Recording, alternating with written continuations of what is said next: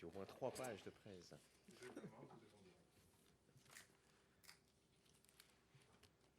Alors bonjour Fabi Rama, merci de votre présence parmi nous pour cette réunion numéro 2 de l'année consacrée au développement durable. Cette réunion de travail est diffusée auprès de l'ensemble de nos adhérents qui le souhaitent, que l'on salue.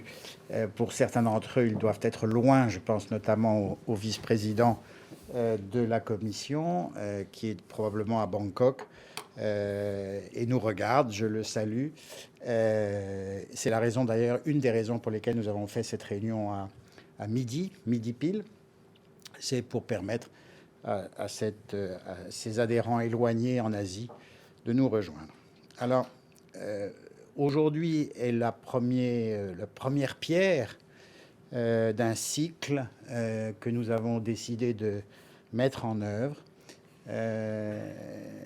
lequel consiste à inviter les grands témoins de l'industrie à venir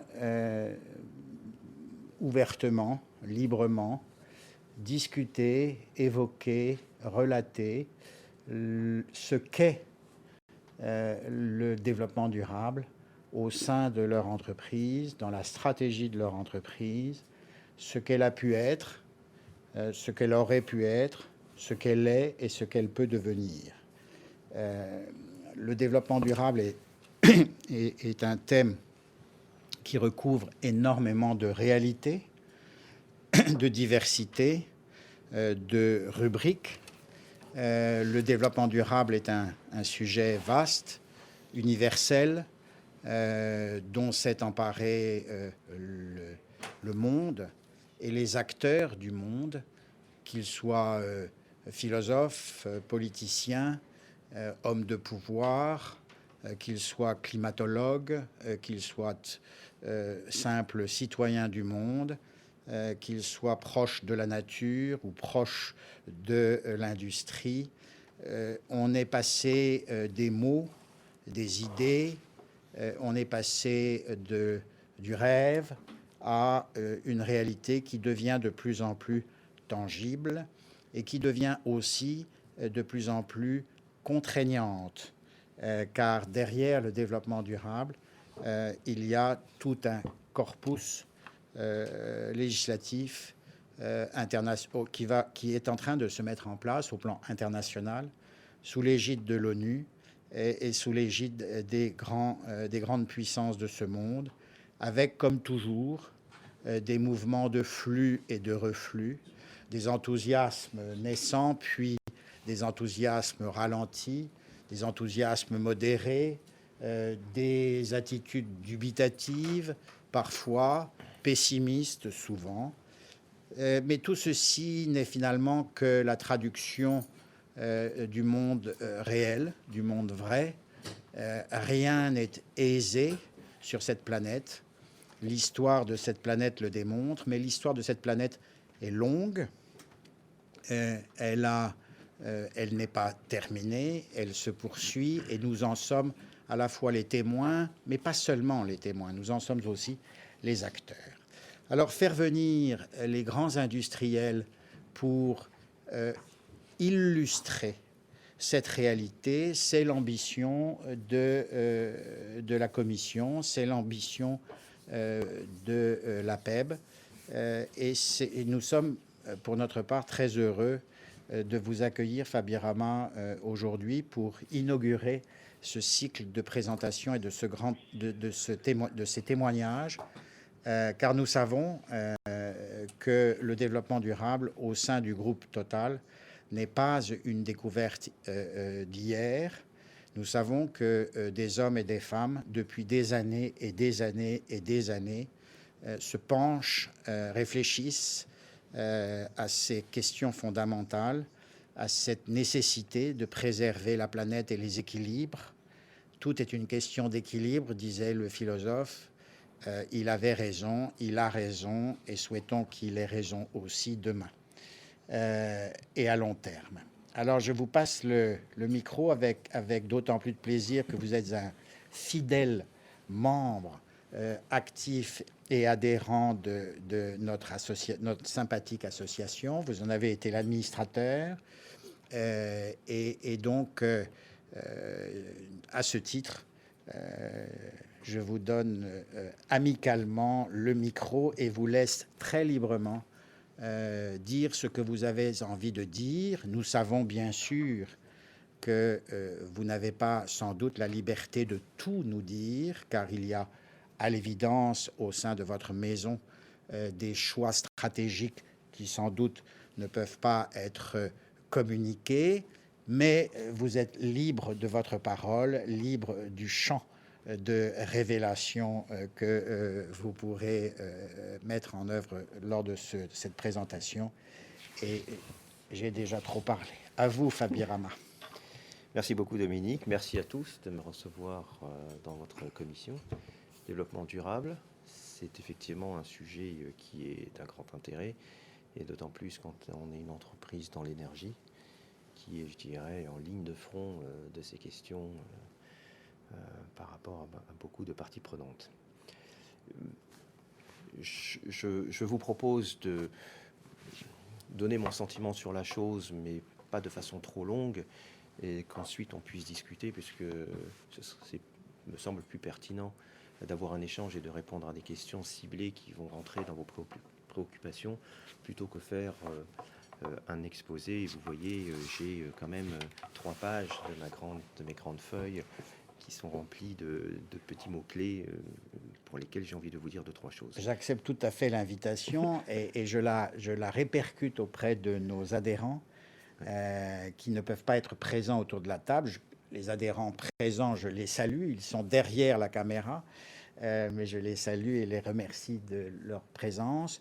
Pour celles et ceux qui ne sont pas avec nous, car trop éloignés ou trop occupés ou qui ont été dans l'impossibilité de nous rejoindre, je les invite à poser les questions qu'ils souhaitent poser par email. Ils peuvent m'adresser un email. Je pense que mon nom n'est pas très compliqué et mon adresse email non plus, dominique.ménard@hoganlovells.com.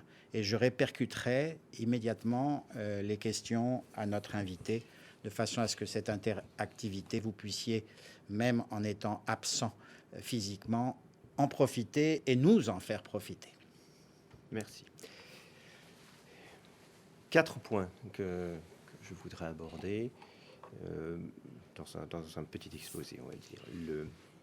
Le premier point, c'est s'interroger sur les raisons qui me poussent à faire du développement durable, puisqu'on pourrait penser que ça peut nuire à certains intérêts économiques, et pourtant on y va quand même. Donc la question est de savoir pourquoi et quelles sont les répercussions immédiates sur la notion de business. Vous m'avez posé comme question dans votre invitation de savoir quel était le lien entre le développement durable et d'une part l'économie de façon générale, d'autre part l'innovation de façon plus particulière. Donc je répondrai en points 2 et 3 donc par une approche de réponse à ces questions-là. Et puis comme nous sommes à l'APEB, je ne peux pas m'empêcher évidemment d'ajouter un volet sur les brevets en disant les brevets là-dedans, qu'est-ce que ça fait, comment ça fait et qu'est-ce que ça crée comme contrainte sur notre façon de considérer ou d'utiliser les brevets. Parce qu'il y a quand même des points qui ne sont pas anodins. Alors d'abord, je vais redonner faire une remarque sur la définition de développement durable qui peut sembler une boutade, mais qui ne l'est pas tant que ça, et en disant que dans développement durable, il y a développement et il y a durable. Alors, pourquoi c'est pas une boutade? Parce que ce qui est important là-dedans, c'est de comprendre qu'il y a 2 notions qui sont a priori dissociées, mais qui là se rejoignent complètement. Parce que le développement durable, ce n'est pas de l'écologie en tant que telle. C'est d'abord du développement. C'est une façon de penser ou de gérer les choses qui soutient le développement. Ça veut dire que par nature, et déjà on saute un petit peu dans le point 2, c'est que le développement durable se conçoit comme quelque chose qui vient en support du développement, mais qui doit être fait de façon durable, au sens, cette fois-ci, préservation de la planète et au sens donc écologique. Et donc ça veut dire que ce n'est pas de l'écologie en tant que telle, ce n'est pas une économie qui va nier tout ce qui n'est pas économique, mais c'est une nouvelle façon de penser l'économie qui prend en compte la réalité écologique, au sens large du terme. Parce que, je dis au sens large du terme parce qu'en fait, ça va au-delà de ça. Ça va jusqu'à ce qu'on appelle, de façon un petit peu plus générale, la RSE, la responsabilité sociétale des entreprises, qui est maintenant une composante, je dirais, intrinsèque, presque naturelle, ou si elle n'est pas encore naturelle, en tout cas qui en passe de rentrer complètement dans les mœurs, dans la vie des entreprises, parce que la demande sociétale est devenue forte à un point que ne plus répondre à ces aspirations condamne irrémédiablement une entreprise. Ce qui veut dire que la RSE, dont le développement durable, ce n'est plus une option pour une entreprise. C'est quelque chose qui doit être intégré à son mode de fonctionnement et du fait des impacts, non seulement en aval, mais des impacts en amont sur l'organisation et sur les investissements, qui doit être intégré au niveau de la stratégie de l'entreprise. Donc, soit on l'intègre au niveau de la stratégie et on met en œuvre les choses derrière, soit on en meurt.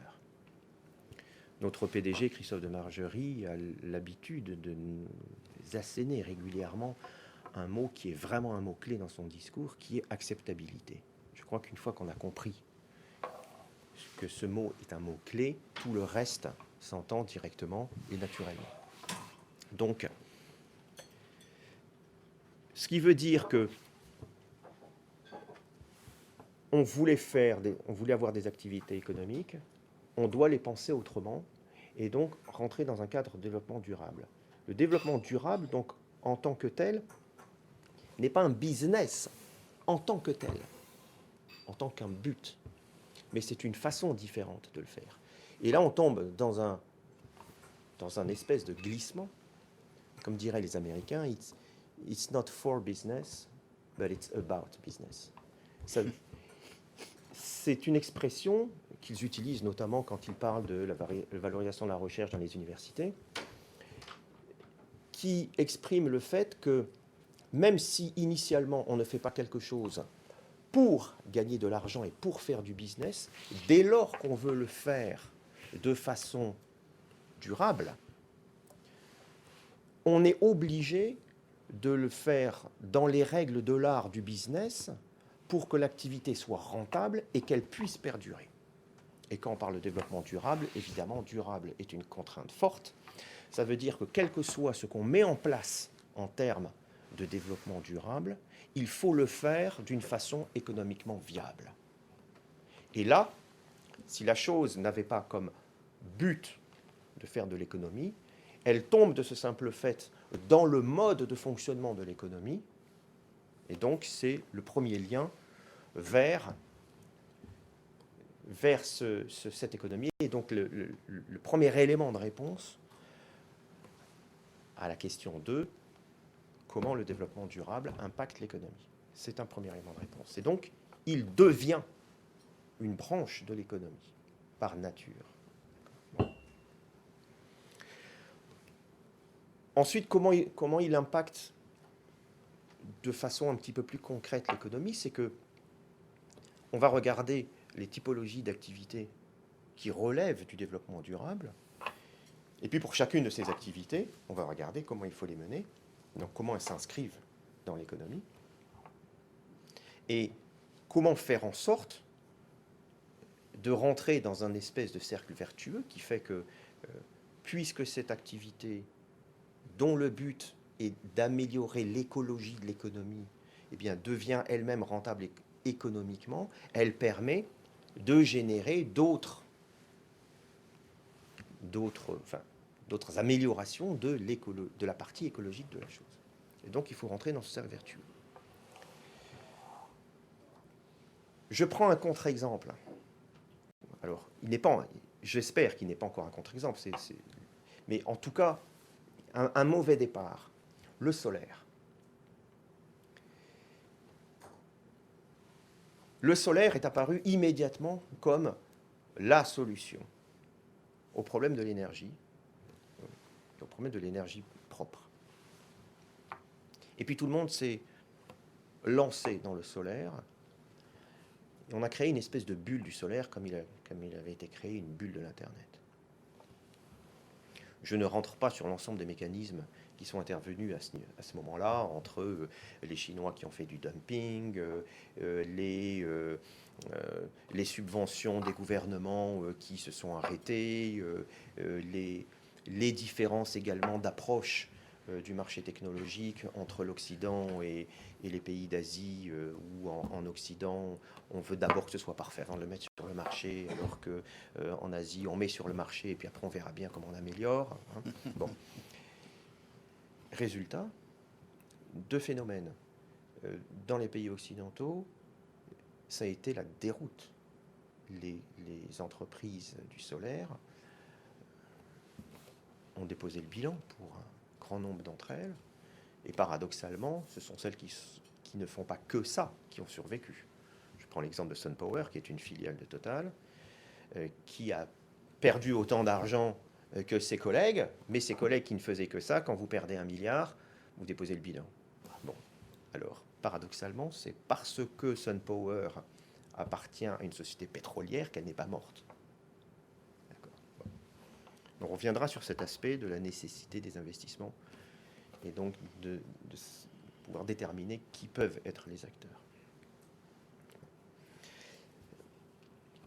Cet exemple illustre le fait que on doit rentrer, pour chacune des activités qu'on veut mettre en œuvre dans le développement durable, on doit rentrer dans des bonnes pratiques économiques qui rendent l'activité viable de façon à ce qu'elle puisse être durable et remplir son rôle par rapport au développement durable. Donc ça, c'est un impératif absolu.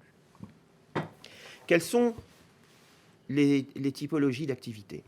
Alors, évidemment, suivant la nature de l'entreprise qui va venir témoigner devant vous, on va parler de choses différentes. Donc, je vais parler du secteur qui concerne Total, ou des secteurs qui concernent Total, en disant que, de façon globale, le développement durable chez nous va, sans rentrer dans tous les détails, et puis évidemment je ne peux pas tout citer, mais en gros, ce qui va nous concerner, c'est d'abord les questions de sécurité. Sécurité des personnes et des biens, parce que vous comprenez bien que si on fait un Erika bis ou un AZF bis, en termes de développement durable, c'est assez moyen. Donc la sécurité est un impératif absolu qui est devenu la priorité numéro 1 du groupe, avec la sécurité 1 des personnes, 2 des biens, d'accord, et bien sûr de l'environnement, ça va ensemble.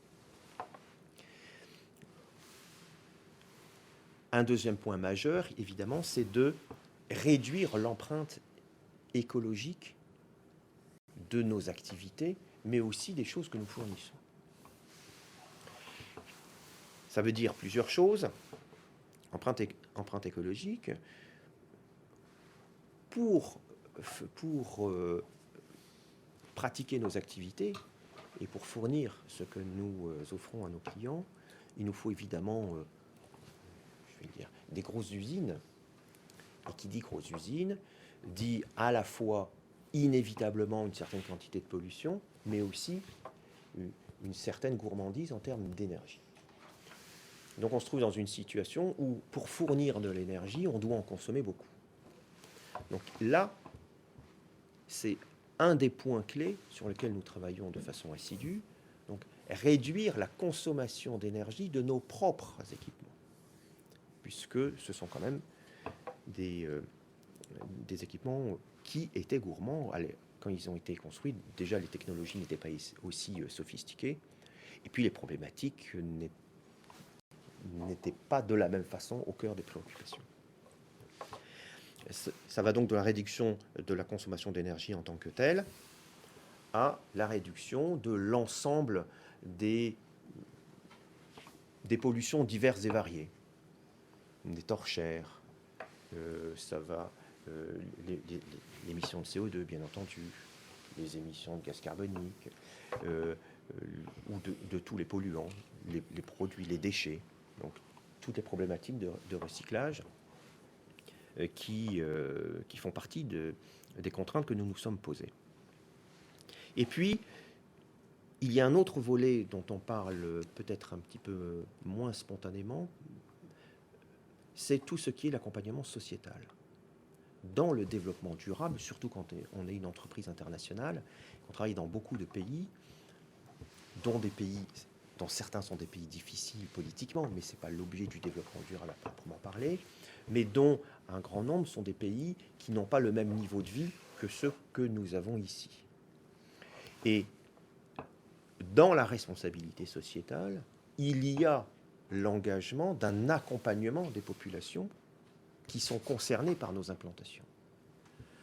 Quand on installe tout un chantier et tout un site de forage, il y a des implications sur la population locale, d'abord parce qu'elle est concernée éventuellement par du travail sur place, et ça c'est un point clé, mais aussi parce que nous rentrons dans la vie des gens locaux, et qu'il fait partie de notre responsabilité de nous impliquer dans cette vie. Alors, je passe sur les aspects purement financement des écoles, des hôpitaux, etc., etc. Mais il y a par retour un impact encore sur la nécessité d'augmenter encore le développement durable, c'est que plus on aide une population pauvre à élever son niveau de vie, plus elle consomme. Plus elle consomme, plus elle demande d'énergie, de produits, etc. Et plus elle demande, plus il faut en fournir. Et donc, plus on pollue, on machin, etc. Et on consomme nous-mêmes l'énergie. Donc, on est dans quelque chose qui n'est pas une équation linéaire, d'accord ? C'est quelque chose qui est beaucoup plus complexe que ça. Et on doit intégrer ça dans notre schéma de développement et dans nos prévisions à long terme.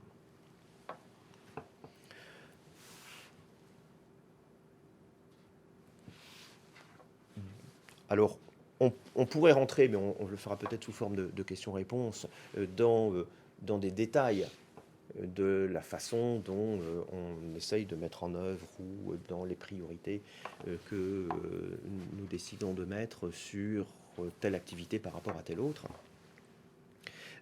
En tout état de cause, ce qui est absolument significatif, c'est que c'est complètement intégré dans la stratégie du groupe. Ça fait l'objet de chartes qui sont signées directement par le PDG et qui sont d'application obligatoire par l'ensemble des managers et l'ensemble du personnel. Et aujourd'hui, il est absolument interdit au sein de Total de privilégier l'économie par rapport, par exemple, à la sécurité ou par rapport à une contrainte écologique. Même si la pollution zéro n'existe pas, à partir du moment où vous utilisez de l'énergie, vous rejetez quelque chose, et donc, bien entendu, on se doit de réduire la chose.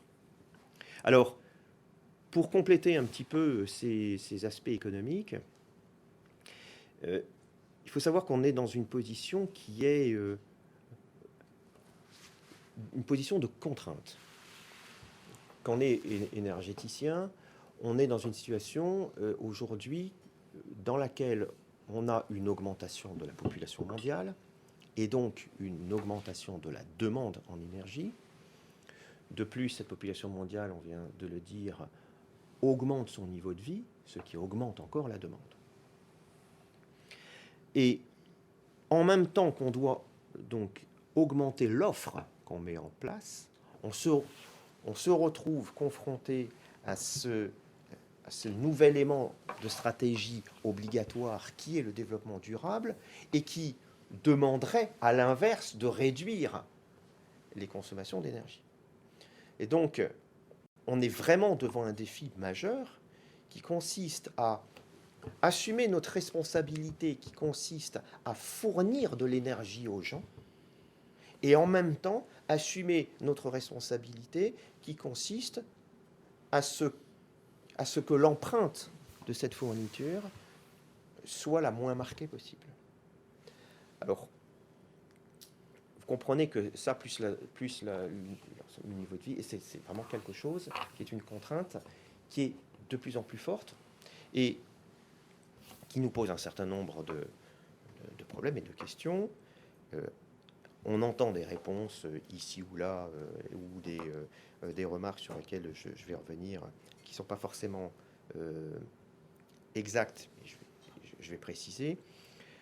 Première question, en ce qui concerne un pétrolier, le fameux peak oil. Le fameux peak oil. peak oil. Donc tout le monde parle du peak oil. Il faut remettre les choses dans l'ordre ou à leur place. En termes de réserve, il y a assez pour tout le monde et pour longtemps. Il faut que les choses soient claires. Et si on pouvait, comme ça, d'un coup de baguette magique, sortir tout le pétrole qu'il y a dans la Terre, tout le gaz, on aurait assez pour fournir de l'énergie à, je ne sais pas, plusieurs milliards d'individus pendant plusieurs centaines d'années. Ou en tout cas pendant encore un bon nombre d'années. Le problème, c'est pas ça. Le problème, c'est la capacité à extraire. Et c'est cette capacité qui est limitée. C'est pas la quantité. Le temps où on prenait un tuyau, on allait au Texas ou en Arabie, on plantait le tuyau et le pétrole sortait, est révolu. Le pétrole facile, c'est fini. Pour la petite histoire, pour ceux qui n'ont pas un intérêt particulier ou soutenu pour l'activité pétrolière, les premiers forages au Texas étaient à 8 mètres. Je crois que c'était 8 mètres. Quand on n'en trouvait pas directement sur le sol. À certains endroits, c'était la limite effleurée. Voilà, c'est ça, ça effleurait. Voilà. Mais les premiers forages de Texas qui ont disparu très rapidement, parce que évidemment ces nappes... C'est pour ça que je disais on plantait un tuyau. Voilà, on plantait un tuyau et ça jaillissait. Voilà. C'est pour situer la petite histoire, pour rappeler l'histoire. Et aujourd'hui, on fore sous 5000 mètres d'eau et on va à quelle profondeur? 3000, 4000? Enfin, je dirais entre 1000 et 2000 mètres d'eau et on ajoute 2000, 3000, 4000 mètres de roche. Bon. Et on y va. Bien. Ce qui veut dire, le pétrole facile étant fini, il faut aller chercher l'autre. Ça veut dire aller chercher des pétroles qui sont plus profonds, aller chercher des pétroles qui sont dans la mer, ou sous la mer, plus exactement, aller chercher des pétroles dont on ne voulait pas, parce qu'ils étaient trop difficiles à traiter, parce qu'avec un pourcentage de soufre tellement élevé que c'est compliqué à gérer. Aller chercher du pétrole dans des nappes où la pression ou la température sont tellement élevées qu'on est dans des situations technologiques extrêmes et qu'on ne savait pas faire, qu'on ne savait pas traiter et qu'on sait traiter maintenant. Donc, ça a nécessité, évidemment, donc vous comprenez tout de suite où est-ce qu'on va arriver. Hein. D'une part, en termes économiques, on arrive à une saturation puisque la difficulté de mise en œuvre va nécessiter de mettre en œuvre des technologies plus sophistiquées, donc plus chères. Et donc, ça va renchérir le coût du pétrole. Donc, quand Christophe de Margerie disait la question n'est pas de savoir si le baril sera à 200 $, mais quand il le sera, c'est juste énoncer la réalité de la chose. À moins de décider que, vraisemblablement, il y a un cap psychologique, de dire que au-delà de 150 $ le baril, ou au-delà de 200 $ le baril, le prix qu'on va retrouver à la pompe n'est plus acceptable pour le client lambda étant dit dans le bon sens du terme, et qu'il faut arrêter. Mais tant que les gens demanderont de l'essence, il faudra la fournir, et inévitablement, le prix va continuer à monter, puisque au fur et à mesure qu'on va extraire le pétrole facile, puis le pétrole moins facile, puis le pétrole difficile, puis le pétrole très difficile, il ne restera plus que le pétrole très très difficile et donc très très cher. Sachant que les constructeurs automobiles, conscients du problème ou par la demande, là on rentre aussi dans la notion d'acceptabilité dont on pourra reparler.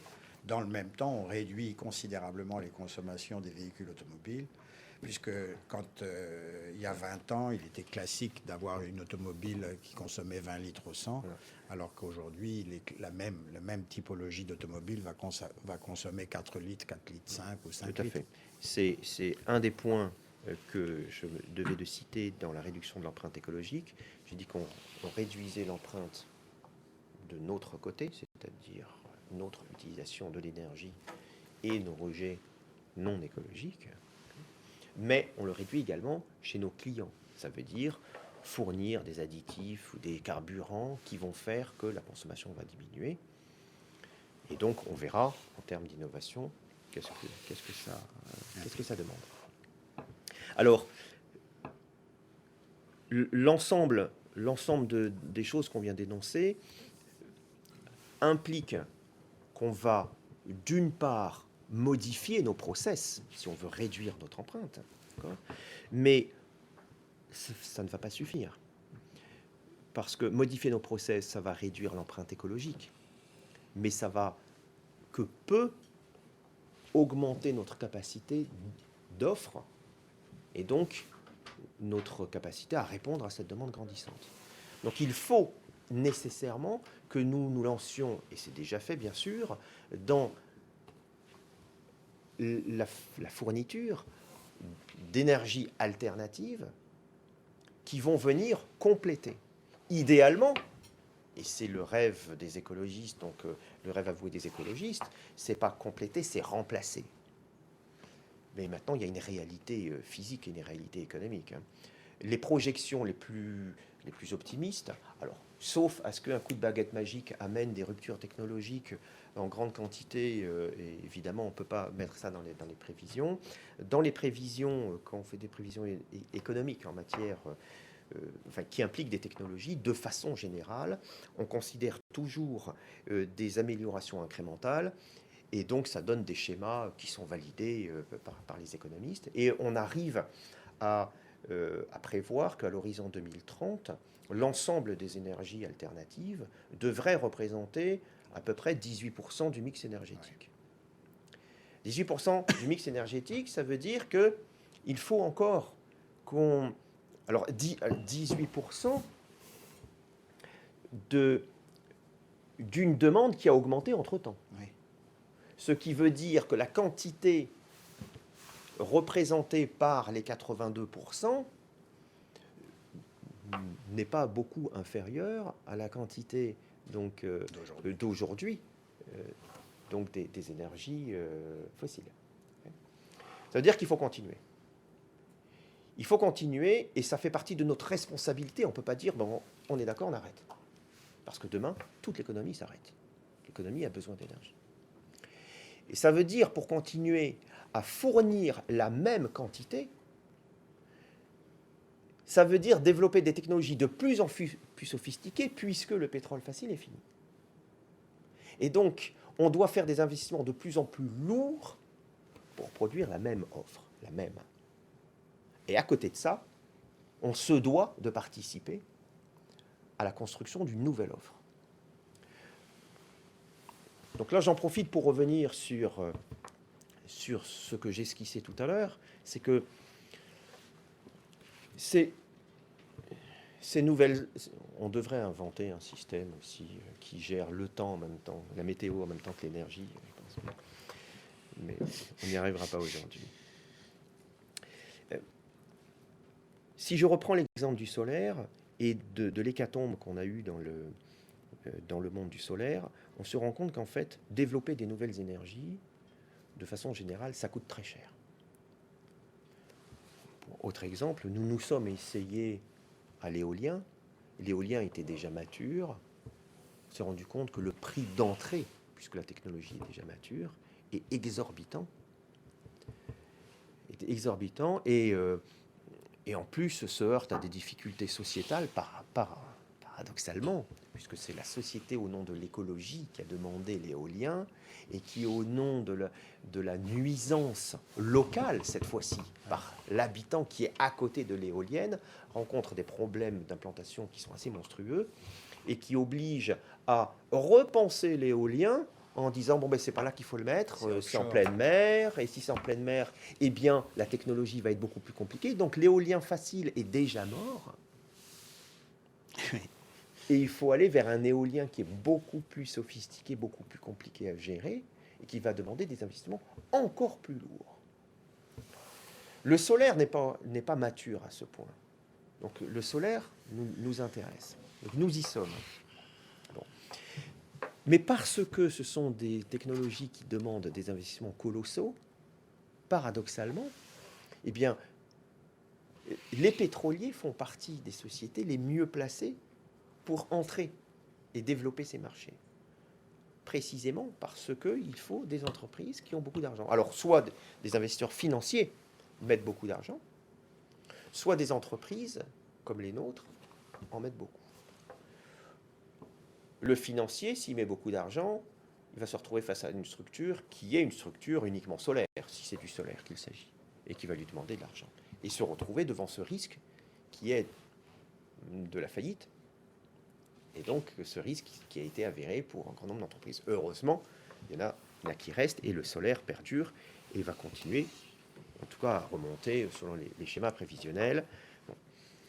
Donc nous sommes bien placés pour le faire, et nous sommes actuellement un des leaders mondiaux dans le solaire. Ça ne se sait pas. Mais déjà, le rachat de SunPower aux États-Unis, qui est l'entreprise qui détient la technologie la plus performante du monde, a fait de nous un des acteurs majeurs. Et puis, l'hécatombe aidant, unique. Pas unique. Presque. Pas unique. Mais nous sommes dans le trio de tête au niveau mondial en termes de solaire.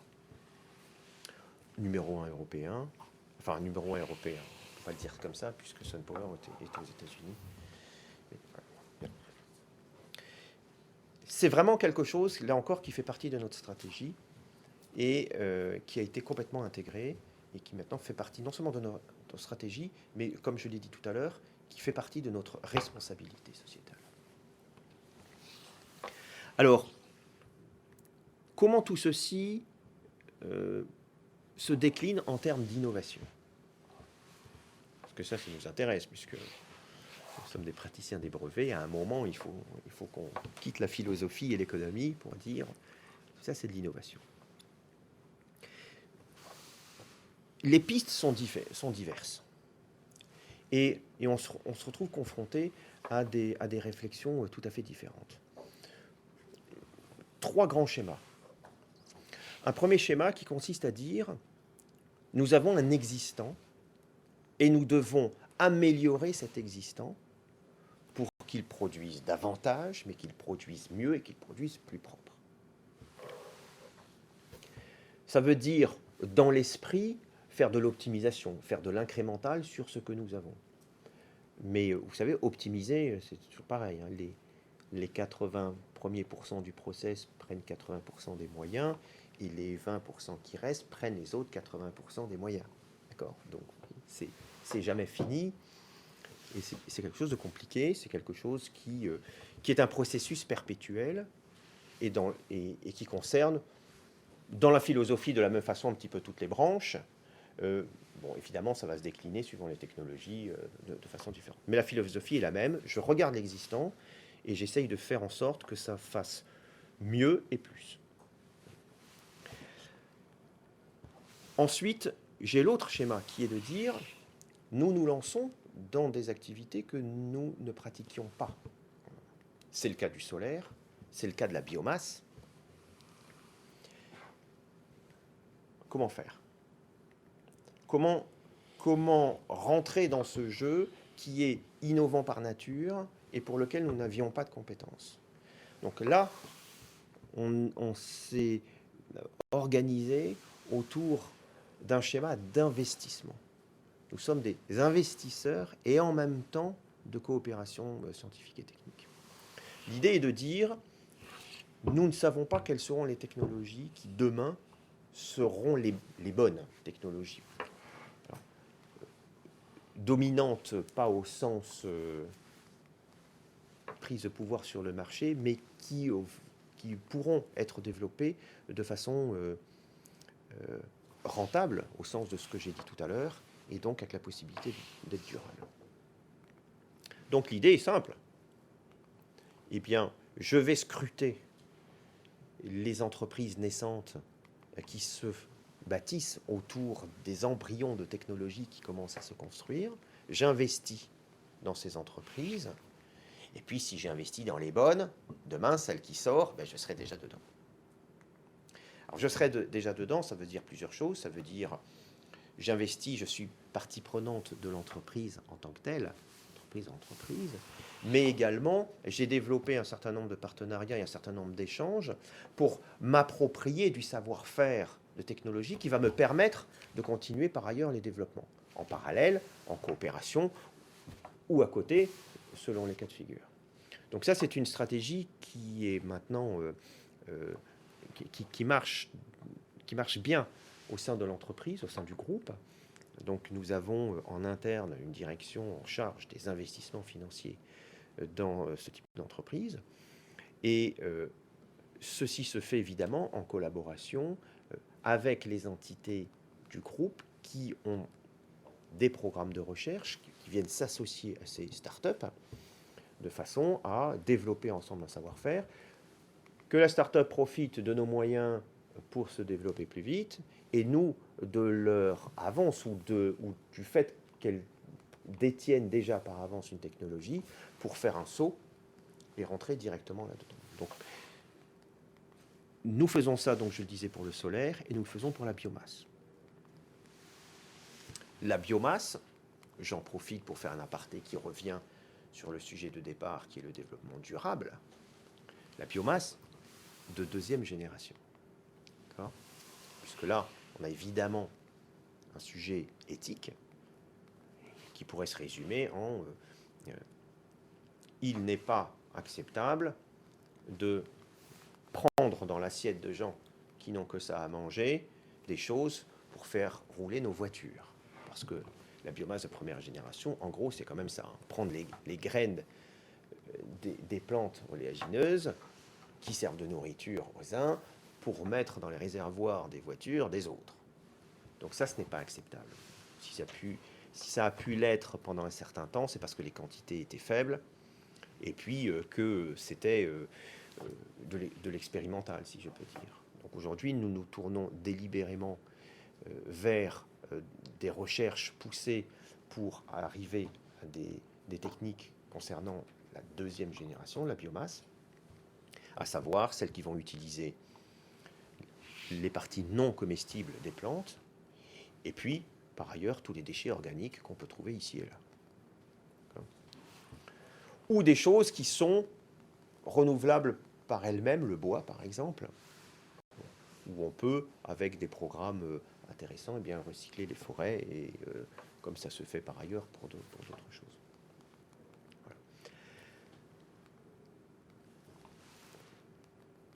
Voilà. Le troisième point auquel on arrive en termes de réflexion sur l'innovation, c'est que dans ce qu'on veut faire, que ce soit l'incrémental pour optimiser, améliorer, ou que ce soit la mise au point de nouvelles technologies ou de nouvelles domaines technologiques, on se trouve confronté de temps en temps à des barrières technologiques. Et ces barrières technologiques nous obligent à un troisième mode de réflexion qui est de dire on ne va pas faire juste du développement appliqué pour améliorer nos process, on ne va pas juste investir dans des sociétés qui existent déjà pour être au bon endroit demain, mais on va aussi travailler sur la recherche fondamentale qui est impliquée dans la résolution des problèmes que posent ces barrières technologiques. Et donc, développer des programmes de recherche par anticipation, alors soit parce qu'on a déjà rencontré des barrières, ou par anticipation sur des barrières du futur.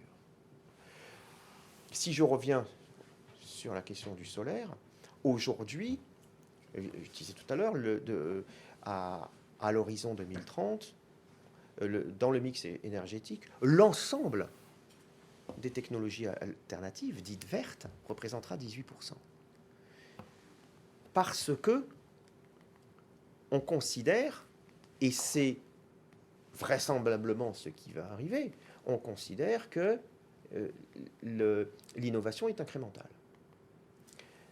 Mais on se doit de mettre en place des recherches pour essayer de casser cette vérité ou cette règle et dire on doit mettre en place des recherches pour trouver des solutions, pour faire des bons quantiques dans cette évolution des technologies, de façon à accélérer ce processus. Ça, c'est l'exemple du solaire. Et on pourrait trouver d'autres exemples ou même dans d'autres domaines que le pétrole ou dans l'automobile, etc., où on est confronté régulièrement à des barrières qui font que, eh bien, on sait qu'on peut progresser très lentement et qu'on ne peut pas espérer faire un véritable bond sans trouver quelque chose radicalement différent de ce qu'on a aujourd'hui. Et donc, je ne peux pas vous dire quoi, parce que sinon, hein, on aurait déjà la chose et la question se poserait de façon différente. Parce que quand même, l'avantage d'avoir des moyens, c'est que quand l'idée est là, on peut la creuser plus vite et plus fort. Ça ne veut pas dire qu'on va aboutir, mais en tout cas, on peut la creuser plus vite et plus fort. Et ça, quand même, c'est un gros avantage d'être soutenu par une entreprise qui a de l'argent, on va dire les choses comme elles sont. Et donc, le monde du pétrole est, à cet égard, un excellent soutien à l'innovation pour le développement durable. Voilà.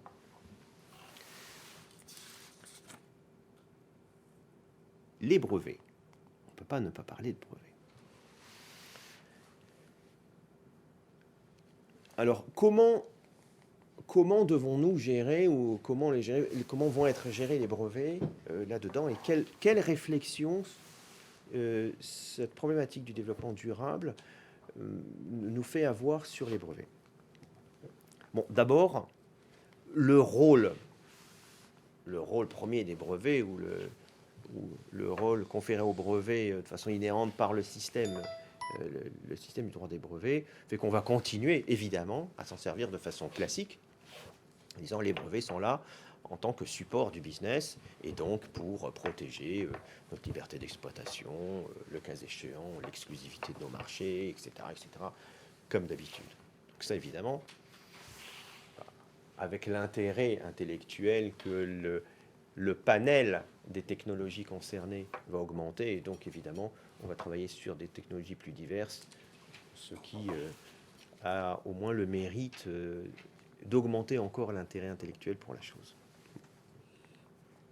Par contre, on se rend compte que on est rentré dans un mode de fonctionnement où l'anticipation est devenue un mode de réflexion beaucoup plus prégnant qu'avant. C'est-à-dire, les choses vont de plus en plus vite. Enfin, je ne dis pas que les gens n'anticipaient pas. Je dis que du fait que les choses vont plus vite, l'anticipation ne se gère pas de la même façon. Le nombre de nouvelles technologies qui sont susceptibles d'émerger dans les 20 ans qui viennent n'a jamais été aussi grand. Et quand on anticipait il y a un siècle, on réfléchissait à des choses, à moins de choses, et qui, chacune, quand elles étaient installées, duraient plus longtemps. Là, l'anticipation est un exercice à temps complet. À peine vous avez imaginé ce que pourrait être le futur à une date donnée, que vous devez déjà prévoir que quelques années après, ça ne sera plus vrai. C'est un job à temps complet d'anticiper. Et dans notre métier, c'est quelque chose qui va s'inscrire dans notre façon de raisonner de façon de plus en plus importante. Et comme on va toucher des technologies de plus en plus diverses, qui vont évoluer elles-mêmes de plus en plus vite, il va falloir qu'on réfléchisse à la façon d'adapter nos stratégies brevets à ça, Donc, d'une part, la réflexion sur l'anticipation en tant que telle, et d'autre part, l'adaptation de nos stratégies brevets à des choses qui vont bouger plus vite, qui concernent des technologies dont on ne sait pas encore combien de temps elles vont durer. Et établir une stratégie brevet quand on ne sait pas quel sera le cycle de vie d'une technologie, c'est votre travail de tous les jours. Comprenez que c'est quelque chose qui va être de plus en plus compliqué. Mais en tout cas, c'est vraiment quelque chose d'important d'avoir à l'idée que la notion d'anticipation va être de plus en plus clé dans le management de la propriété industrielle et des brevets. J'ai un confrère qui me faisait cette réflexion l'autre jour en disant que si on regarde l'évolution des profils des managers en propriété intellectuelle, on voit déjà le reflet de ça. À savoir que quand les entreprises ont vraiment quand elles ont commencé à s'occuper de propriété intellectuelle, on mettait là quelqu'un qui est un juriste, qui est un scientifique, parce qu'il fallait gérer ça. Et puis, son dernier poste en fin de carrière, on le mettait là. D'accord. Je ne parle pas des universités qui ont fait ça également jusque dans la fin des années 80. Et puis, on s'est rendu compte que c'était plus important que ça. Et donc est arrivée une génération de managers en pays qui sont des techniciens. Donc on s'est rendu compte que c'était quelque chose qui n'était pas simple à gérer et que pour que la propriété industrielle soit un bon support au business, il fallait qu'elle soit managée par quelqu'un qui comprend très exactement la technique de la propriété industrielle et du brevet. Et on a vu apparaître toute cette génération de managers en propriété intellectuelle qui sont encore, qu'on voit encore dans nos réunions et pour notre plus grand plaisir, et qui sont des gens d'une expertise technique absolue. Et qui sont devenus managers de ce fait, parce que c'était la chose requise. Et petit à petit, on glisse vers une nouvelle génération de managers dont on leur demande d'être non pas seulement des connaisseurs en propriété intellectuelle, mais plus des visionnaires quant à la façon dont on va l'utiliser. Et des techniciens de l'acquisition et du management des droits, on a glissé vers des gens dont l'expertise n'est plus l'acquisition et le maintien du droit, mais l'utilisation du droit et son intégration dans le business. Parce que c'est le support au business, la vision du business et la vision du devenir du business, et donc la vision du devenir de la pays. Et la nouvelle génération des grands managers en pays va glisser vers ce type de profil.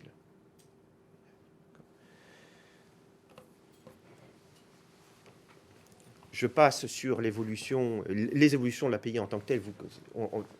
On est passé d'une division de l'API telle qu'on l'expliquait entre l'acquisition du droit et l'utilisation du droit. Maintenant, il y a une branche qu'il faut ajouter, c'est l'intelligence économique, dont le brevet maintenant est devenu une partie extrêmement forte. Et le manager qui n'intègre pas l'utilisation du brevet dans l'intelligence économique et l'utilisation de l'intelligence économique pour décider de ce qu'il devra faire de ses brevets plus tard, est un manager qui est voué à l'échec dans le monde tel qu'il est en train d'évoluer. Il y a un dernier point qui reboucle la boucle. On est parti du développement durable, qui est parti d'une demande sociétale qui nous obligeait à prendre des responsabilités sociétales. Et là, pour boucler, on a une question qui se pose de plus en plus fort en ce qui concerne les brevets, c'est l'éthique. Cette demande sociétale qui nous pousse à faire du développement durable, elle concerne tous les recoins de l'activité de l'entreprise. Le management des brevets fait partie de ces choses dont en tout cas par rapport à la façon dont c'est perçu dans le public, dont nous avons l'obligation de rendre la chose acceptable pour le public. Et il y a un certain nombre de problèmes qui se posent et qui nous obligent à considérer les choses de façon différente.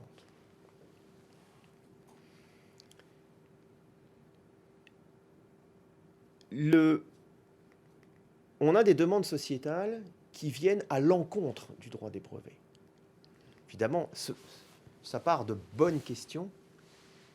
On a des mauvaises réponses, mais les mauvaises réponses se véhiculent plus facilement que les bonnes.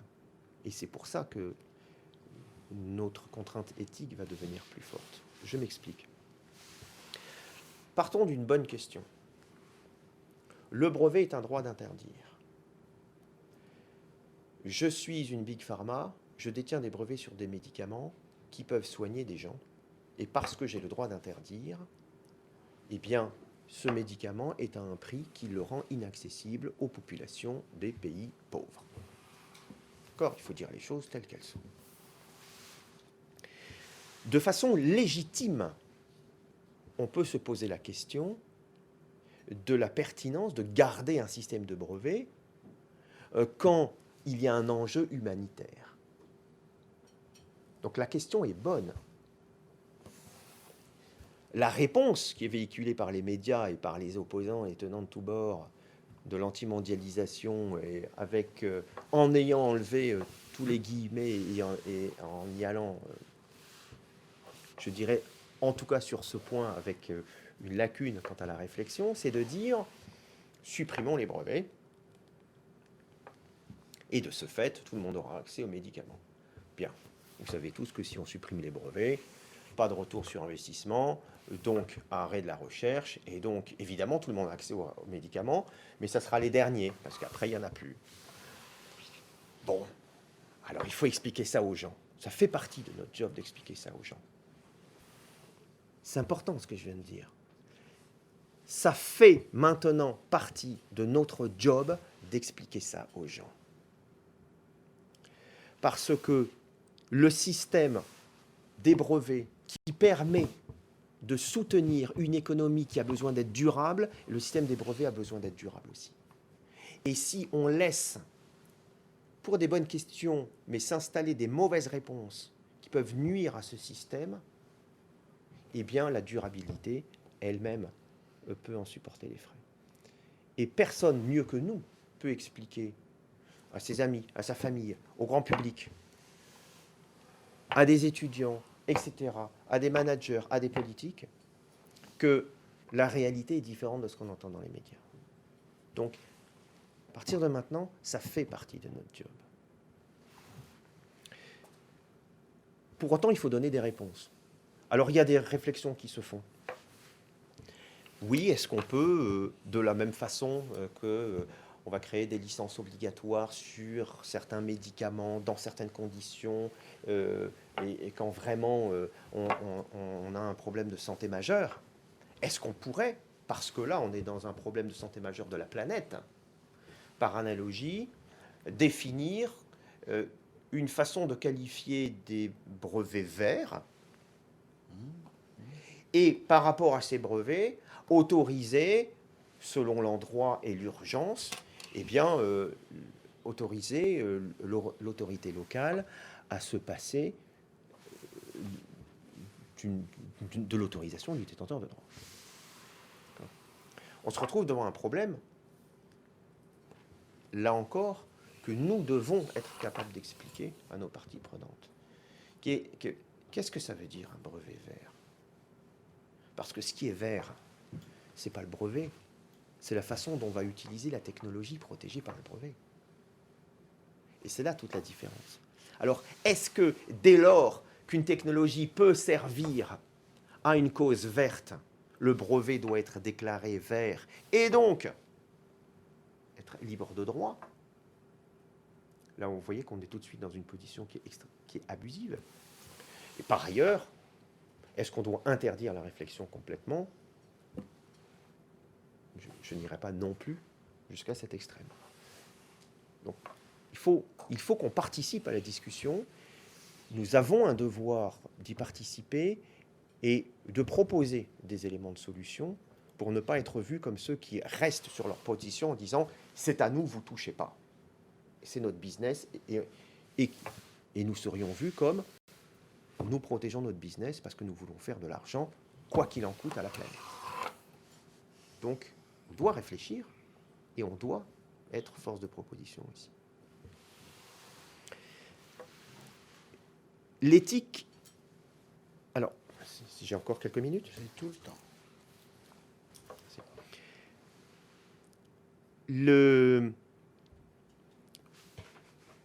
En Europe, plus spécialement, on est également confronté à des attaques contre le brevet par les tenants du droit de la concurrence, vous savez, donc ce n'est pas un problème de développement durable, mais je dirais que ça augmente un petit peu la pression. Ça veut dire que nous devons, donc, au titre du développement durable et donc de la durabilité aussi du système des brevets, mais aussi par des contraintes qui s'ajoutent, nous assurer que la façon dont nous utilisons les brevets reste conforme à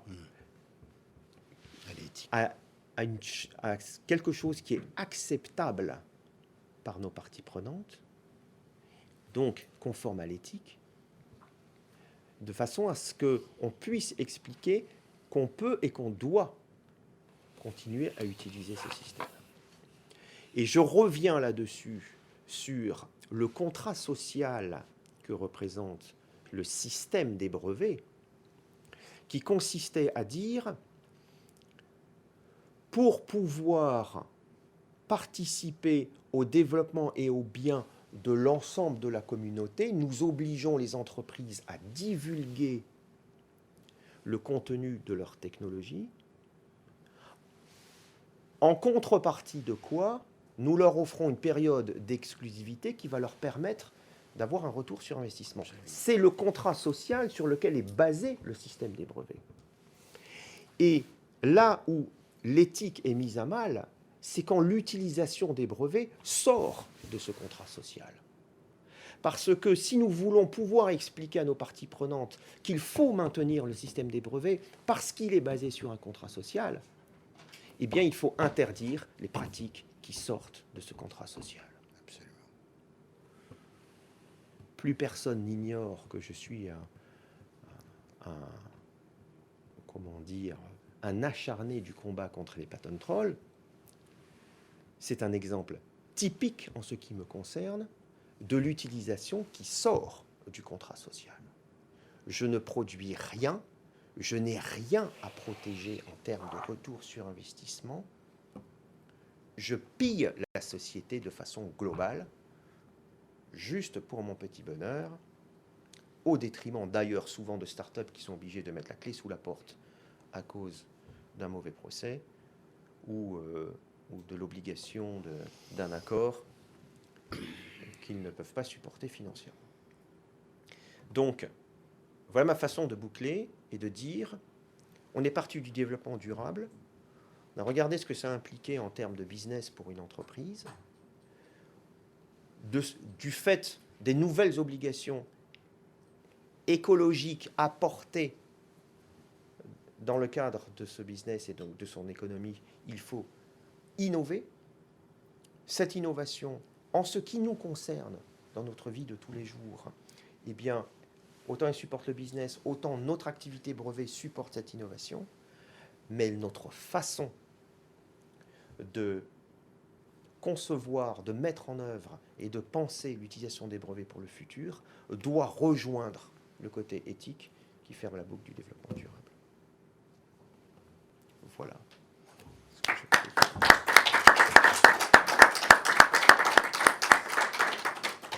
Merci beaucoup, Fabien Raman, de cette présentation qui est riche, dense. Elle est celle d'un homme d'expérience, de conviction, et surtout, elle est mesurée et équilibrée. J'ai découvert, en vous écoutant, le mot d'acceptabilité, dont vous avez souligné que César a pour nom Marjorie, en l'espèce, Et j'ai retenu ce terme d'acceptabilité parce qu'il me paraît extrêmement intéressant. Au-delà et en parenthèse de cette réunion de travail et de ce partage et de cet échange que nous allons poursuivre ensemble, je voudrais attirer l'attention de celles et ceux qui nous écoutent sur un ouvrage assez passionnant qui est actuellement édité en vente en librairie, qui s'appelle Le Mystère français et qui est co-signé par deux intellectuels. L'un est Emmanuel Todd, qui, comme chacun le sait, est à la fois historien et anthropologue, et l'autre co-auteur est Hervé Lebras. Et Hervé Lebras est, lui, géographe et cartographe. Et ils ont, sous le titre donc Le Mystère français, publié un ouvrage qui est extrêmement éclairant, extrêmement intéressant. D'abord parce qu'il ne s'agit pas d'une diatribe ou d'un plaidoyer en faveur d'un regard qui exprime une opinion, une réflexion à travers les nuages et l'intelligence de l'auteur, mais d'une approche scientifique, quantifiée, illustrée et cartographiée. Alors pourquoi je vous parle de ce livre sous forme de parenthèse ? Eh bien parce que lorsque j'ai entendu votre propos au regard de la notion d'acceptabilité, j'ai immédiatement fait le lien avec ce livre et je vais vous dire pourquoi. Parmi les constats anthropologiquement faits par ces deux co-auteurs, il en est un qui me paraît être à la source de l'acceptabilité évoquée par vous tout à l'heure. Lorsque j'ai passé mon baccalauréat en 1969, 13% de la population obtenait ce diplôme. Nous sommes aujourd'hui à 47% de la population française qui est diplômée du baccalauréat et, le cas échéant, qui a accès aux études supérieures auxquelles le diplôme ouvre. On est donc passé, je sais bien que je ne suis plus un perdreau de l'année, mais enfin je ne suis quand même pas bicentenaire, on est donc passé en moins d'une génération d'une population française qui à la fois était à dominante agricole et rurale, à une population qui n'est plus rurale, mais à dominante domiciliée ou résidente dans les agglomérations, et qui est devenue non plus, qui a cessé de savoir simplement lire et compter et écrire, mais qui est devenue, qui bénéficie d'un regard et d'une culture plus largement répandue, puisqu'elle a triplé. Alors il n'est pas étonnant que l'acceptabilité ait évolué de la même façon. Il n'est d'ailleurs pas étonnant que l'abstention aux élections présidentielles se soit développée aussi considérablement, car je vous rappelle que la Constitution date de 1958 et que si on pouvait faire accepter à une population en âge de voter d'élire Louis XIV, ça devient difficile. Par conséquent, cette notion d'acceptabilité me semble tout à fait en acuité avec le regard anthropologique, mais cette fois plus seulement français, mais du monde. Et je vous en donne, j'illustre mon propos du lien entre l'acceptabilité et le niveau de culture, qui me paraît pour moi fondamentalement évident. Qui, aux États-Unis d'Amérique, où se situent aux États-Unis d'Amérique les mouvements les plus écologistes? On le sait tous, sur la côte Est et en Californie. Je ne serais pas surpris que l'on puisse, si j'étais anthropologue, ou si j'avais les moyens de commander une étude, faire la même corrélation entre le degré de culture et d'apprentissage universitaire concentré sur la côte Est et en Californie par rapport aux États de l'Amérique profonde. Centrale. Centrale. Enfin, centrale. Centrale et profonde. Bon. Enfin, profonde. Oui, centrale, vous avez raison. Voilà. Alors, la question qui est d'ailleurs posée par l'un des adhérents, puisque j'ai quand même quelques questions posées sur le web. Pensez-vous que les États de l'Amérique profonde vont un jour suivre la route tracée par la côte Est et la côte Ouest en termes d'acceptabilité? Et la deuxième question, quid de la Chine? Je vais peut-être commencer par la Chine. On a un problème géopolitique. Bien sûr. On a un problème géopolitique Bien sûr. qui se mélange avec de l'éthique et puis et de dire nous sommes arrivés au degré de développement auquel nous sommes en ayant déployé un certain nombre de technologies et de façon telle que nous la connaissons aujourd'hui. Et c'est parce que nous avons pu le déployer à ce prix-là et donc avec le niveau de précaution que nous avions jusque-là, que nous sommes arrivés au niveau développement auquel nous sommes aujourd'hui. Philosophiquement, il n'est pas défendable de dire qu'on peut demander à des populations qui n'ont pas notre niveau de s'auto-limiter pour ne jamais y arriver, au motif que pour y arriver, elles devraient également utiliser ou mettre en œuvre des technologies et des industries qui pollueraient autant que nous on a pollué. On se rend compte que une étude qui a été faite assez récemment qui montre que si on prenait l'ensemble des Chinois et qu'on les mettait au niveau de vie, et j'entends de consommation des Américains, aujourd'hui, il faudrait 5 fois les ressources de la planète Terre pour fournir. Donc on voit bien que ce n'est pas possible. Et que la solution facile, du point de vue de l'Occident, serait de dire, écoutez, vous voyez que ce n'est pas possible, donc surtout, vous ne faites pas. Mais le Chinois, l'Africain, le Sud-Américain, l'Indien ont autant le droit d'accéder à un niveau de vie élevé que l'Européen ou l'Américain. Donc là, on a un problème. On a un problème. Alors, est-ce que ça veut dire qu'il faut laisser la Chine se développer sans précaution? On ne peut pas. Et est-ce que ça veut dire qu'il faut lui dire qu'elle ne doit pas se développer? On ne peut pas. On est in between. Et on navigue à vue au milieu de ça. Et aujourd'hui, je n'ai pas d'autre proposition plus intelligente que continuer à naviguer à vue en essayant de barrer le mieux possible. D'accord? Ça veut dire que il est encore plus urgent d'être capable de fournir de façon durable et acceptable des quantités d'énergie encore plus grandes. Alors quand je dis d'énergie, c'est pas que de l'énergie. Les besoins fondamentaux pour arriver, pour vivre comme nous vivons, c'est l'énergie, c'est la nourriture, c'est l'eau. On n'y pense même plus, nous, que la nourriture est un besoin fondamental. Mais allez, il y a quand même un grand nombre de pays du monde où c'est le seul besoin répertorié par les gens, parce que quand on a celui-là, on n'en a pas d'autre. Il faut quand même être clair, et ça, on l'oublie. Voilà. Manger, boire, accéder à l'énergie, et quand on monte un petit peu, la mobilité, qui sont vraiment des composantes inhérentes à l'économie telle que nous la concevons. Mais d'abord manger et boire.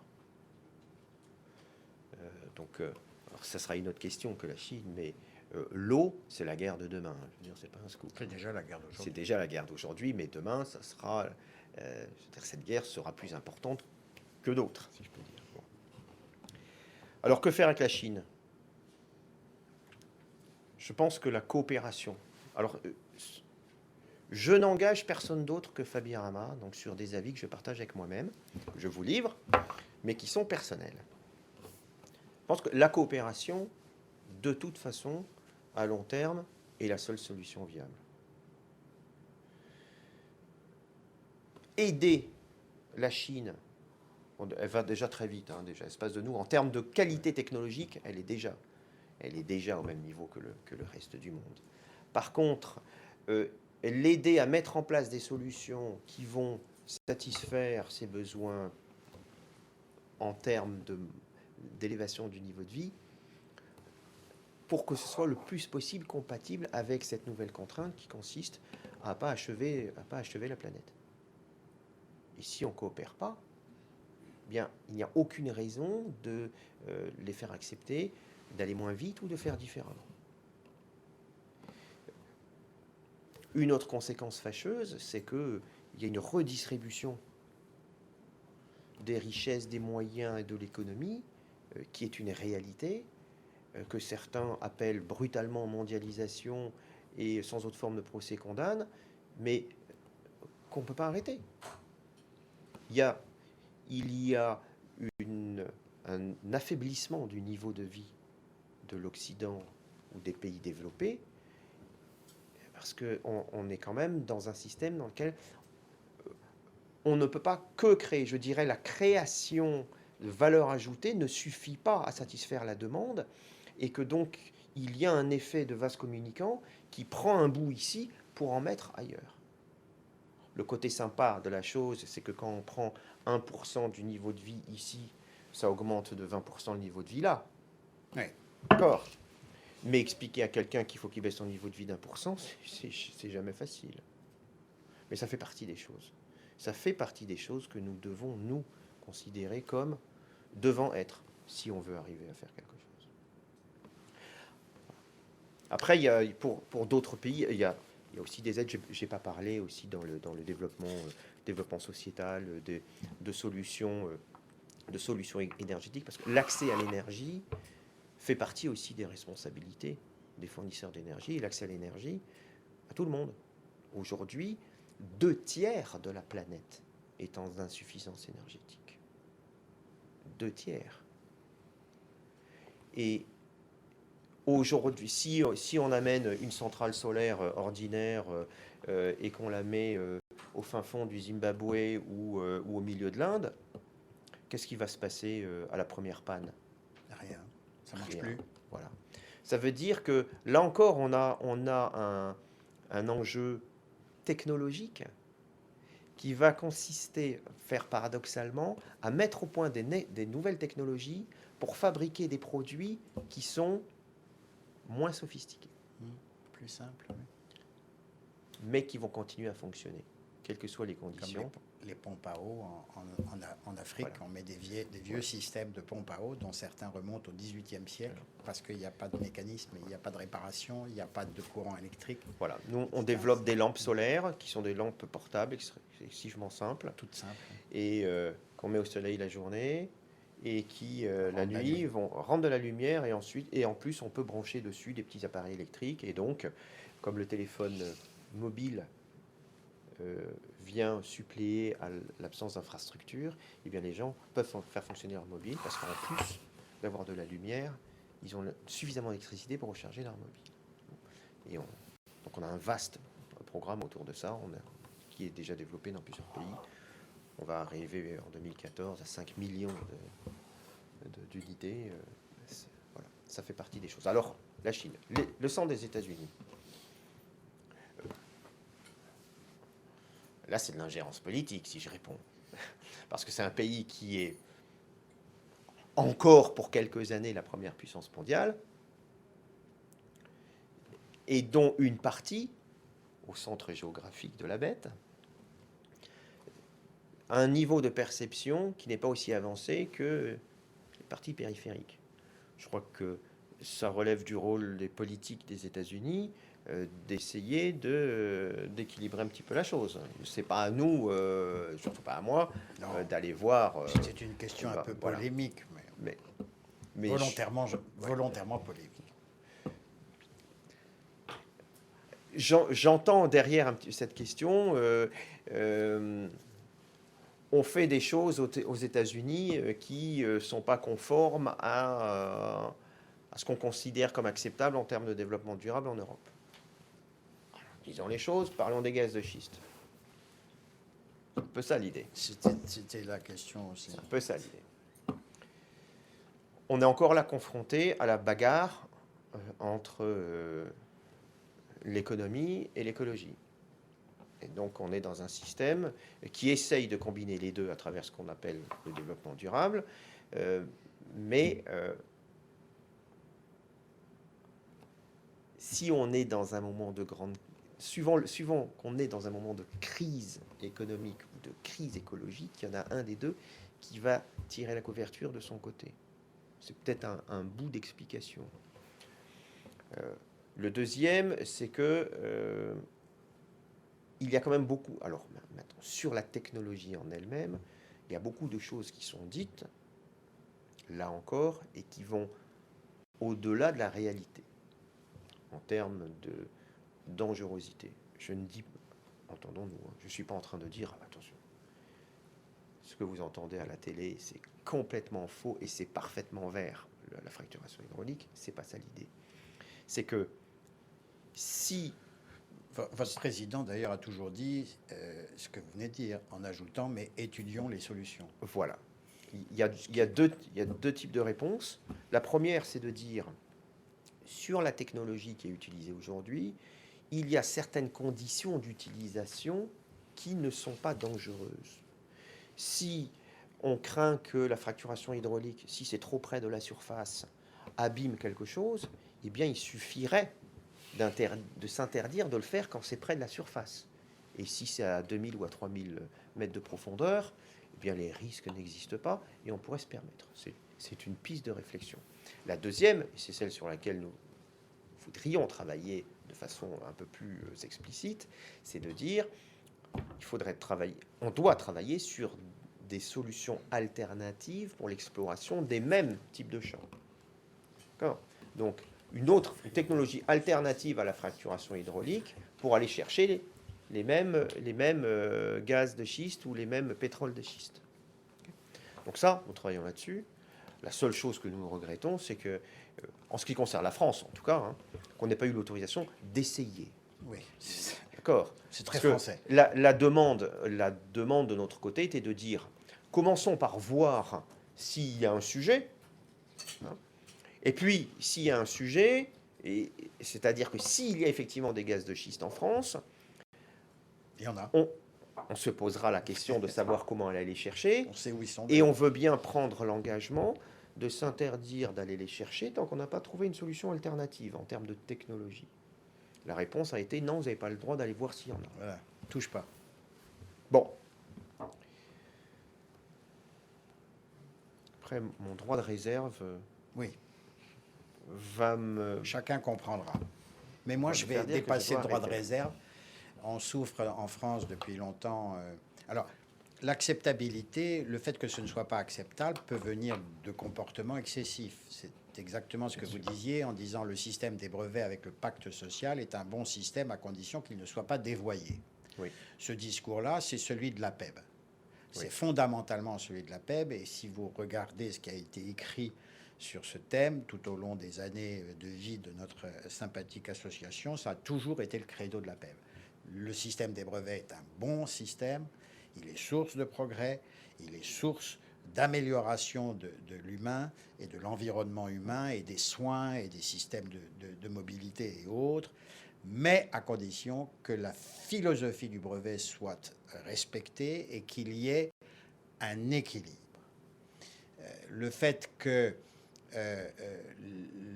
les brevets soient inacceptables, pas seulement aux yeux des médias, car on a tous observé, noté que Joseph Stiglitz, qui est quand même prix Nobel d'économie, qui est loin d'être un crétin et que tout le monde respecte en tant qu'économiste, lui-même se fait le chantre d'une façon régulière et dangereuse des contestataires du principe même du brevet et du pacte social des brevets, en soutenant, et je le cite, que breveter, c'est détourner le savoir. C'est capter d'une façon indue le savoir, détourner ou privatiser le savoir. C'est privatiser le savoir. Ce qui est à la fois vrai et faux, on le sait, vous l'avez rappelé, et on le sait tous autour de cette table. Mais il est possible que les gaz de schiste soient inacceptables aux yeux de la population française, et donc forcément des politiques. puisque forcément, le système étant ce qu'il est, les politiciens voulant surtout essentiellement être réélus, font en sorte sont très soucieux de l'émotion de la rue. Il est possible que cette inacceptabilité soit le fruit ou la résultante, ou en partie, des excès qui ont été commis aux États-Unis. Il est vrai que si on survole certains territoires aux États-Unis, c'est impressionnant. Ça m'est arrivé, je pense qu'on est plusieurs autour de cette table à avoir fait ces mêmes vols, notamment au-dessus du Texas, quand le temps est beau, et généralement il l'est souvent. C'est terrifiant. C'est terrifiant. C'est très texan. Oui. Moi, je peux le dire, je n'ai pas d'obligation de réserve, fondamentalement. En tout cas, pas au même niveau que vous. C'est très texan, sachant qu'on sait tous aussi que la philosophie, le pacte social de l'Amérique, c'est l'utilitarisme. On le sait, on a souvent eu l'occasion de le souligner. Et donc, c'est tout ce qui est plus intéressant collectivement, même s'il y a des inconvénients, c'est pas très grave. Autrement dit, vous avez le problème des armes, sur lequel Obama va se casser les dents. Il ne sera pas le premier. Pourquoi ? Parce que c'est plus utile d'avoir un pétoire chez soi pour défendre son bien et son bétail que de ne pas en avoir. Voilà. Un bon cambrioleur est un cambrioleur mort.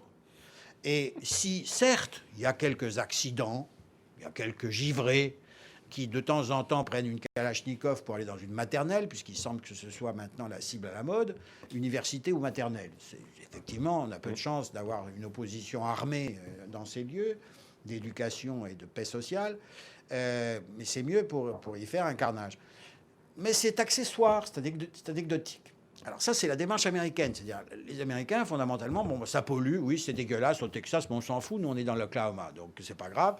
Et en attendant, on a redressé la balance des paiements des États-Unis d'Amérique, ce qui est vrai, puisque l'Amérique n'est plus en récession à cause des gaz de schiste. Mais nous, dans le même temps, on sait que les majorités des gaz de schiste français sont en Alsace et sur l'est de la France, pays qui, on le sait, dans l'opulence totale et du fait de l'évolution industrielle française, notamment la fermeture des mines, des aciéries, mais les mêmes qui sont dans la rue pour engueuler le pouvoir en disant « vous ne nous donnez pas de boulot », quand on leur dit « on va vous faire de l'exploitation du gaz de schiste qui va vous amener du pognon », ah non, c'est dégueulasse. Bon.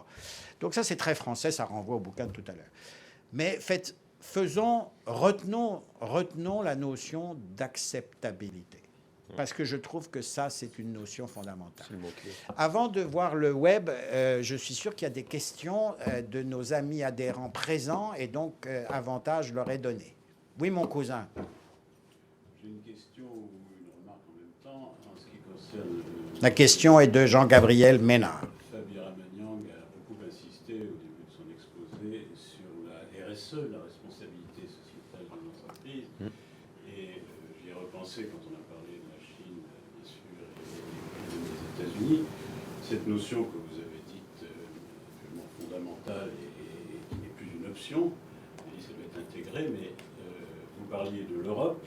Où est-ce que cette notion commence également à se faire valoir un peu ailleurs?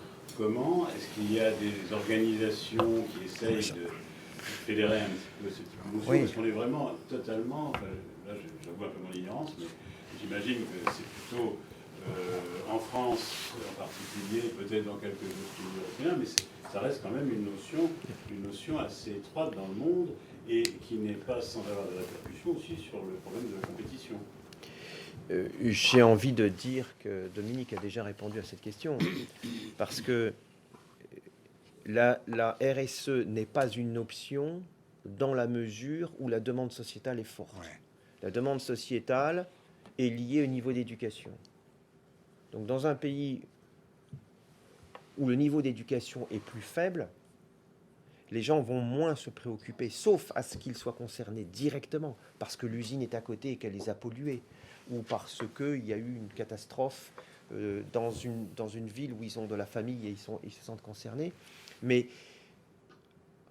même s'ils se sentent de plus en plus concernés, déjà, l'accès à l'information, lui, commence quand même à se généraliser, mais le niveau de perception n'est pas le même.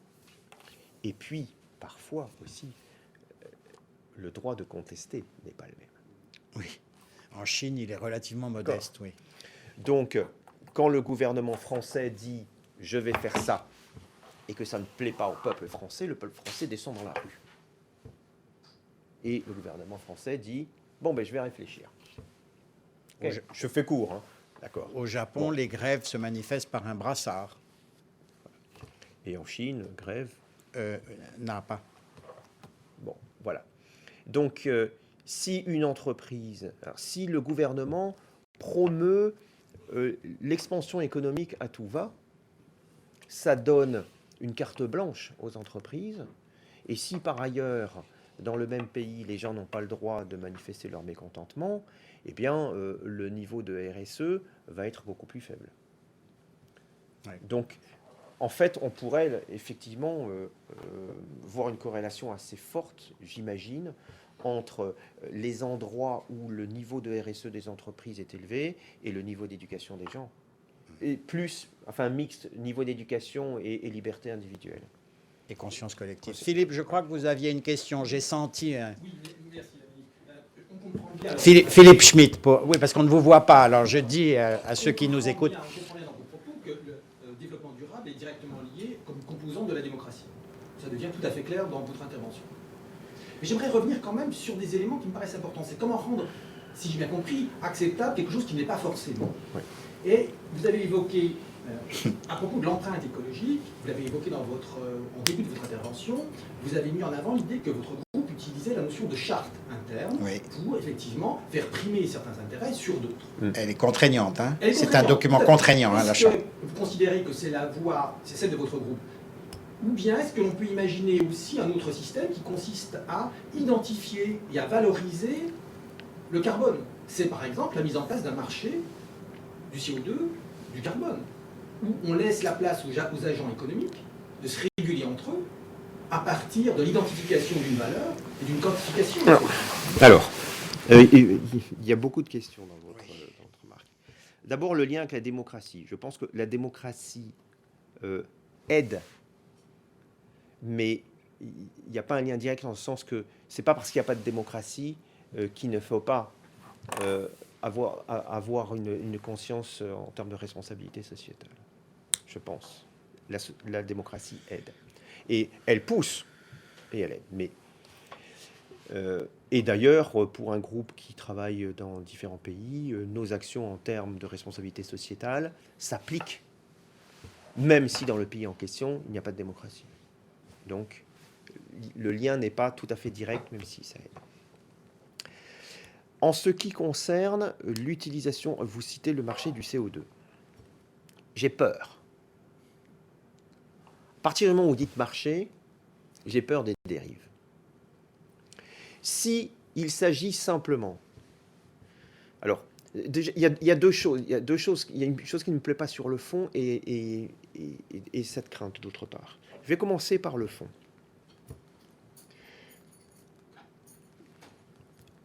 Quelque part, l'idée qu'on dise, pour promouvoir une planète plus propre, on va donner la possibilité aux gens d'acheter des droits d'être moins propres. Quelque part, ça heurte ma logique. Maintenant, il faut bien faire avec la réalité du terrain et dire que tout le monde ne peut pas avancer à la même vitesse. Et le fait de créer un marché va permettre aux uns et aux autres de progresser à leur rythme. Sous réserve que la volonté de progresser soit réelle et que le rythme existe. Si l'utilisation du marché permet aux gens de se dédouaner de la responsabilité sociale, écologique et du développement durable, là je dis qu'on est tombé dans le travers de la chose et qu'on est sorti du pacte social dans lequel on pouvait inscrire ce système d'échange de droits sur le CO2.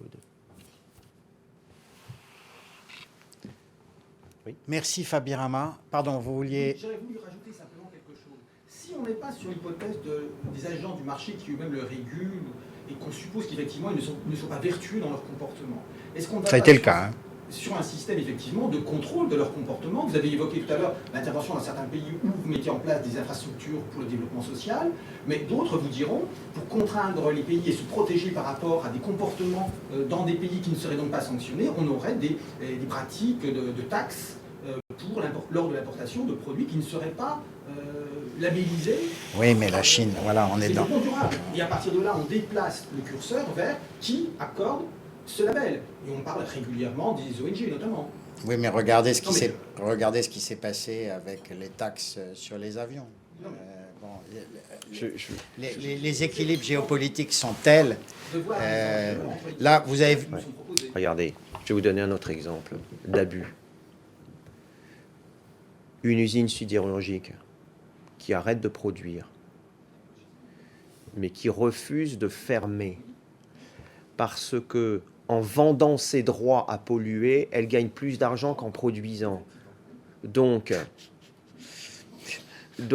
on est complètement dans l'abus du système. Ça interdit ça, alors que l'usine était rentable. Mais c'est plus rentable de vendre le droit à polluer en arrêtant de produire. Par contre, bien entendu, pour faire ça, il ne faut pas fermer l'usine, sinon on n'a plus de droit. Perd le droit. Et donc, on arrête l'usine et on la maintient à coup d'excuses bidons dans cette configuration pendant 2 ans et demi pour engranger de l'argent grâce à ce système de vente de droits à polluer. C'est inique. En tout cas, c'est complètement inacceptable, c'est en dehors de l'éthique.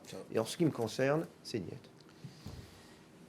Et donc, si un système permet ça, même si par ailleurs il a un certain nombre d'avantages, pour moi, c'est non. Alors, il faut mettre des barrières pour que ça ne puisse plus jamais se reproduire. Et à ce moment-là, le système deviendra peut-être acceptable.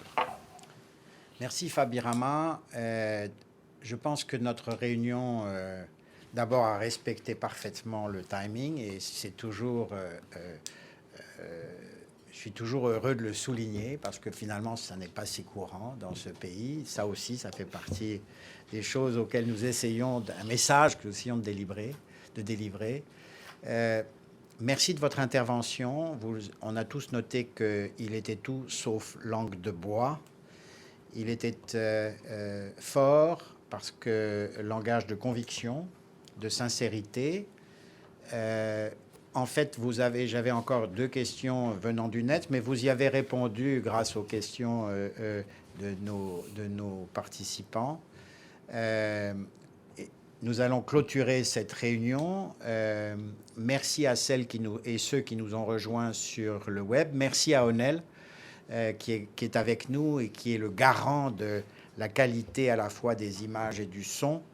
Et qui est aussi à l'origine de ce formidable produit, de ce formidable outil qu'est OpiNews. Nous fixerons une date de réunion après avoir clôturé l'émission sur le web. Et puis, tant pis pour celles et ceux qui sont restés chez eux. Nous allons pouvoir déjeuner agréablement en pensant à vous. Merci Fabi Rama. Merci et bravo. À bientôt tout le monde. Nous ferons probablement une 2e réunion d'ici la fin de l'année et nous vous en reparlerons sur le site de l'APEB. Merci beaucoup, à bientôt et maintenant à table.